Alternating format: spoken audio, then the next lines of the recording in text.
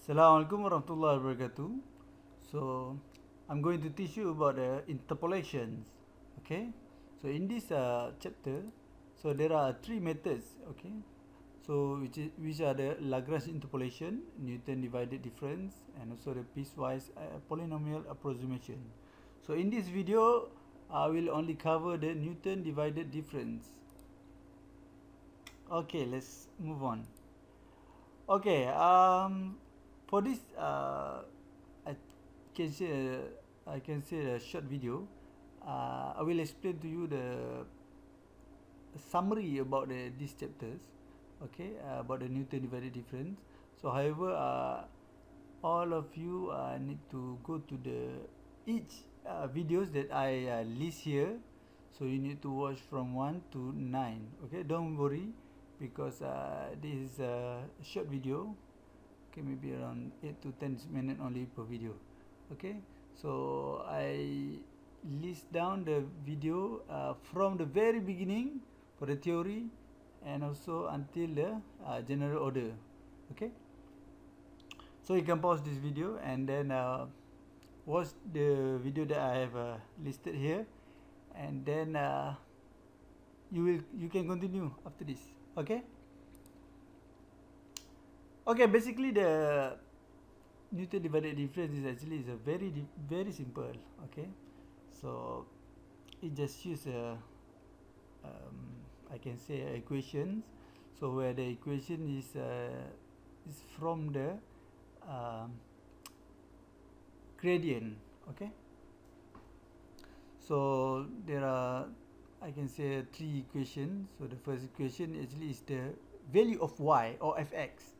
Okay, so the value here is actually a wait so okay, this equation actually is a fy or sorry about that. Okay, so this equation actually is a fx. Okay, so for example, the equation will give you normally will give the value of x and also the fx. So f and then fx. So for example, this 1, 2, 4, 5. So this one is 3, maybe 3.3, 4, 4.5 for example. So this is so this column actually is for this value. Okay, and then to find the value of unknown value, for example the 1.5 here, for example 1.5. Okay, so we will use the equation actually we will use this polynomial equation. Okay, use this equation. Okay, so later on you will see what is going on actually, so don't worry. Okay. Okay, next okay, ini juga boleh dikatakan formula yang sama lah. Okay, daripada sebelum ni. So ni formula yang kita nak cari. Okay, so di sini kita dapat lihat kalau kita nak cari 1.5 x fx pada ketika x equal to 1.5 f 1.5, and then the others we use this lah. Okay, so we need to find first we need to find this value first. This value we need to find first. Okay, how to find the value? So there are simple way, don't worry. So this is the basic table, I can say it's basic table lah. Okay, and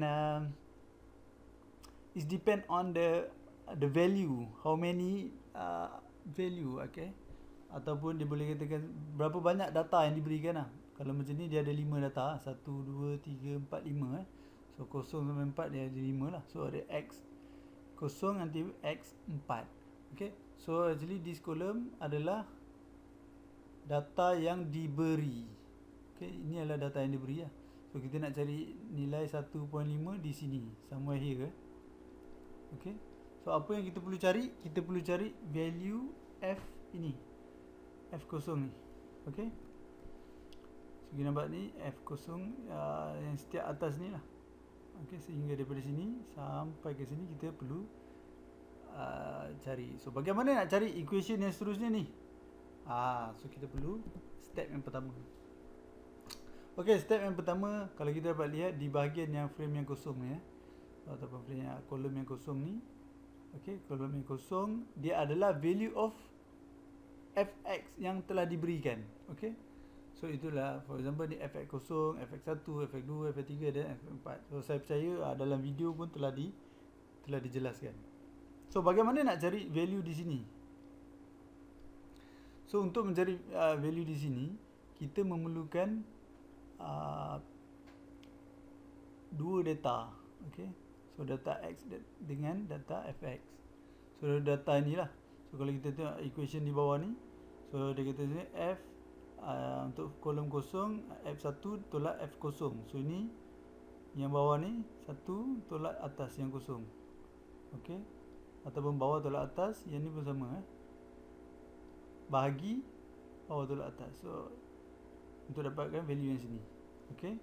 So kalau kita pergi kepada, kalau kita tengok yang seterusnya. Okey. Untuk yang ini, bagaimana nak cari ini? Kita perlukan value ataupun data, dua data yang ini. Okey, sama juga seperti kecerunan. Okey. Kita tengok value dia f1 yang sini. So 2 tolak 1. 2 tolak 1 bahagi dengan x2 tolak x1. Okey.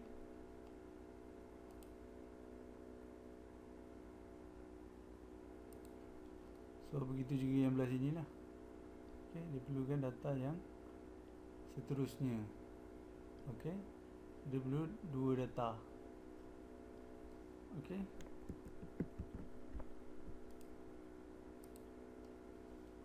Okey, dia perlu dua data di sini.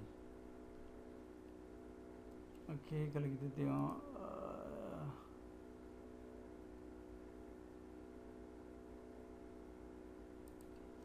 so yang terakhir di sini. So memandangkan dia memerlukan dua data. So disebabkan itu juga, so ini kita tengok ni 4 tolak F3, 4 tolak 3 bahagi dengan 4 tolak 3. Okey, sama dengan ni. So untuk yang bawah ni tak ada data lah. So untuk yang bawah ni tak ada sebab dia memerlukan F5. Sebab tu dia tak ada di sini. Okey. So selesai untuk menjadi kolom untuk yang boleh katakan yang kolom pertama ni lah. Kolom 1 ni. Ni kolom pertama ataupun kolom kosong. Ini kolom yang pertama. Selesai untuk dapat yang ni. So bagaimana nak cari yang ke sini pula? Okey, jom kita tengok. Sebentar ya.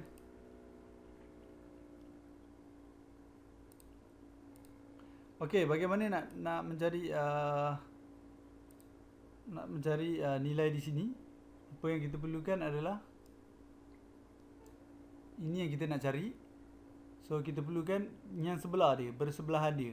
Okey, kita tengok di equation dia adalah f untuk kolom yang 1. So 1 tolak kosong. So yang sebelah dia lah. Okey, untuk fx sentiasa kita mencari di sebelahan dia. Okey. And then yang ni kita akan terus tengok kepada bahagian ni. Kemudian yang ni ada tricky sikit. So kita tengok dia perlukan x2 tolak x0. X2 dan x0. So apa yang kita boleh katakan untuk kolom yang ini, dia nilai x dia memerlukan langkah 1. Okey. Dia langkah 1. Okey. So sama juga yang seterusnya. Untuk dapatkan nilai yang ni f1, so dia perlukan dua data yang ni. Okey, kita boleh tengok equation ni 2 tolak 1, 3 tolak 1. So dia perlukan 3, 1. Ataupun kita boleh cari row yang sama. Okey, yang ni row yang sama. So 1, so 1 langkah 1, so 3. So 3 tolak 1. Okey. So itu kita kena faham lah untuk mencari value dia untuk table ni. Begitu juga yang kedua ni. So ini adalah F dia. So 3 tolak 2. Kita tegak kat sini. So 2, kita perlu langkah 1. 2, 3 dan 4. So 4. Okey. Okey. So selesai untuk mencari nilai daripada kolom yang kedua. So sekarang kita lihat kepada kolom yang ketiga. Okey, so untuk kolom yang ketiga ini konsep yang sama juga, iaitu konsep pencarian sepertinya keturunan. Okey, untuk cari nilai yang ni kita memerlukan dua data di sebelah dia.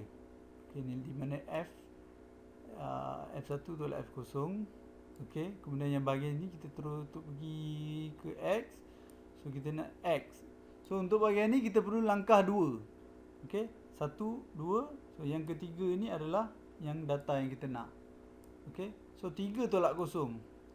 Betul tak? So 3 tolak 0. Okey, so yang seterusnya di bawah ni, so F1 kita perlukan sebelah je. Yang ni mudah. So 2 tolak 1. Kemudian yang ni kita tegak, kita bulatkan dia X1, langkah 2. 1, 2. So yang ketiga ni. So kita pun buatkan cari value dia lah, di mana F2 tolak 1 dan juga X4 tolak X1. So sekarang kita nak cari yang terakhir sekali. So untuk yang terakhir ni adalah yang paling mudah lah.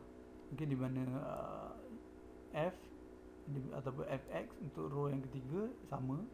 So di mana untuk kolom yang ketiga, so di mana 1 tolak 0. Yang keempat ni adalah kita tegakkan dia. Kemudian kita perlu langkah 3. 1, 2, 3. So yang keempat. Okey. So yang keempat. So X4 tolak X0. Okey, so dapatlah nilai yang kita nak cari. Okey. So kalau data yang diberi ni lebih daripada 4, so dia perlukan banyak lagi lah. So banyaklah calculationnya. Okey, so sekarang barulah kita menggunakan equation yang panjang tadi tu. Okey, kalau kita tengok ini adalah Fx 0, 0. Okey, yang pertama sekali yang sini. Okey. So yang kedua adalah F0 untuk kolom yang pertama. So kolom pertama yang atas ni. So dia akan ambil semua yang atas ni je sebenarnya. Data yang digunakan adalah kawasan ni saja. Kawasan ni untuk nilai Fx. Dan ni adalah nilai X. Okey. So kita tengok ni row kosong. Kemudian kita akan darabkan nilai yang X yang kita nak cari. Ni yang kita nak cari. Okey.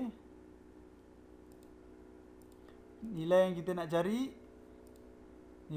cari tolakkan dengan X0. So menangkan dia ni adalah dia step by step. So dia sikit demi sikit. So kita tengok ni yang mula-mula tak ada X. Kemudian darabkan dengan X satu kurungan saja. Nilai yang nak cari tolak dengan X0. Kemudian tambah dengan nilai Fx yang seterusnya.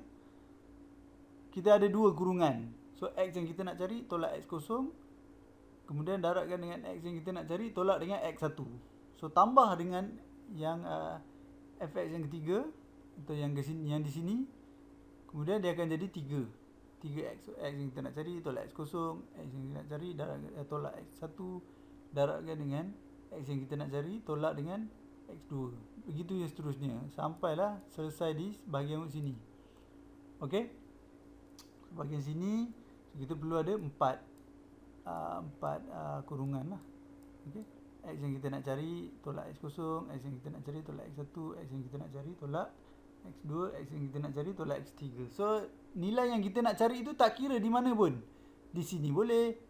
Di sini pun boleh. Okey, kita nak cari, kalau nilai yang kita nak cari di 3.5 boleh, atau di 2.5, 1.5 ataupun 0.1. Tak kira di mana pun. Yang penting di dalam interpolation, di dalam interval. So interval dia perlu berada pada interval yang diberikan lah, daripada nilai X0 sampai nilai X. Tak boleh lebih daripada 4, tak boleh lebih daripada 0. Tak boleh lebih daripada nilai X0 ni lah. Kurang daripada X0 ataupun lebih daripada X4 tak boleh. Dia mesti dalam kurungan ni. Okey, dalam value ni lah, sebab dia interval. Okey. So di sini saya nak minta semua pelajar agar cuba dulu example ni. Okey, dan selamat mencuba. Okey, terima kasih. Assalamualaikum.